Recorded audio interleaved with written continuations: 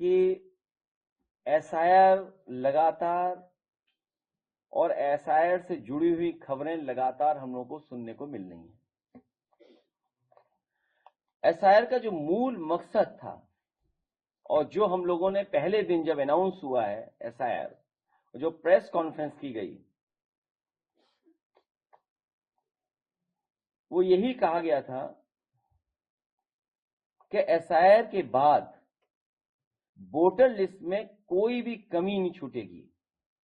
4 नवंबर 2025 को एसआईआर की घोषणा के समय मतदाता सूची को शुद्ध समावेशी बनाने की बात कही गई थी। और इधर हम लोगों को देखने को मिला कि जो टर्म्स यूज कर रहा था इलेक्शन कमीशन के मैपिंग या टेक्नोलॉजी का सहारा लेकर के वो वोटर लिस्ट को एकदम ठीक बनाएंगे और कोई भी वोटर छूटेगा नहीं। लेकिन देखने को मिल रहा है, मैं एक ओवरऑल केवल एक कॉन्स्टिट्यूंसी का बताना चाहता हूं, ओवरऑल एक कॉन्स्टिट्यूंसी का केवल। अभी अगर एक कॉन्स्टिट्यूंसी में ये चीजें देखने को मिल रही हैं तो सोचिए पूरे प्रदेश में, और जिस तरह की तैयारी है इनकी अधिकारियों के माध्यम से, क्योंकि सरकार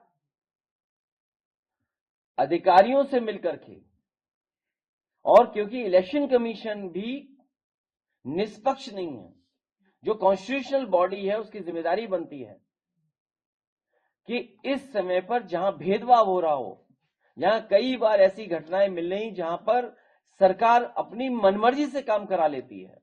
और फिर जब बाई इलेक्शन में हम लोगों ने देखा था कि पूरा का पूरा बाई इलेक्शन में वोट लूटा गया था और अधिकारियों को लगा करके पूरा का पूरा बूथ लूटा गया। सीसीटीवी के फुटेजेस हैं, लेकिन इलेक्शन कमीशन ने उसके बाद यह फैसला लिया कि कोई भी सीसीटीवी फुटेज किसी भी पॉलिटिकल पार्टी को नहीं दी जाएगी। वो इसीलिए क्योंकि बाई इलेक्शन में पुलिस ने अपने कपड़े बदल करके बूथों पर जाकर के वोट डाला था, जो बाई इलेक्शन उत्तर प्रदेश में हुआ था। अब वोटर लिस्ट ठीक करने का एसआईआर चल रहा है, जो रिवीजन चल रहा है, इस रिवीजन के माध्यम से भी बहुत सारे घोटाले, साजिश, षड्यंत्र और विपक्ष को कमजोर करने के लिए बहुत सी तैयारी सरकार कर रही है। सरकार मतलब बीजेपी। समय बढ़ाना इसका मतलब पूरी तैयारी नहीं थी, फिर समय बढ़ाना इसका मतलब बिल्कुल तैयार नहीं थे।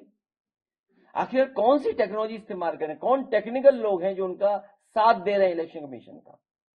कम से कम पहली मांग हमारी होगी कि समाजवादी पार्टी को जो जानकारी इलेक्शन कमीशन से समय समय पर मिली थी कि हम बीएलए को ट्रेन करेंगे, बीएलए की जो ट्रेनिंग कराई थी वो हम और आप सब लोग जानते हैं, बीएलओ की जान चली गई। न जाने कितने बीएलओ की जान गई, और जान जाने में मदद किसी ने नहीं की। तो हमारी मांग है कि समाजवादी पार्टी के हम अपनी टेक्निकल टीम को इलेक्शन कमीशन से कहेंगे कि उन्हें भी समझाइए कि आखिरकार ये क्या हो रहा है, वोटर लिस्ट में कैसे क्या कर रहे हैं। क्योंकि जब हम देखते हैं केवल एक कॉन्स्टिट्यूंसी, असेंबली कॉन्स्टिट्यूंसी की बात कर रहा हूं मैं, कन्नौज सदर 198, जो डेटा बता रहा है वो डेथ का है 12,884, अनट्रेसेबल एंड एब्सेंट 30,814, रिफ्यूज्ड जो फॉर्म नहीं वापस आए 1,287, permanently shifted 31,564, unknown 7, already enrolled 6,000। तो टोटल बनता है 83,226। लेकिन इसके साथ सवाल यह है कि डुप्लीकेट इतने हमें मिले दिखाई दे रहे हैं, डुप्लीकेट वोट। ये डुप्लीकेट देखिए आप, मैं कहूंगा स्क्रीन पर रन थ्रू कर दें वो डुप्लीकेट। ये देखिए डुप्लीकेट, मतलब इतना इलेक्शन कमीशन क्या कर रहा है। एक ही नाम से दो वोट, ये आप रन थ्रू कर दो। ये देखिए, ये है लिस्ट, और बाकायदा लिस्ट है नाम के साथ। और तब हम लोगों ने, जब हम अपने एफर्ट से मैनुअली, हमें कोई टेक्निकल सपोर्ट नहीं मिल रहा है, हम कैसे ढूंढेंगे। हम कैसे ढूंढेंगे कि डबल है नाम? हम कितने पन्ने पलटेंगे?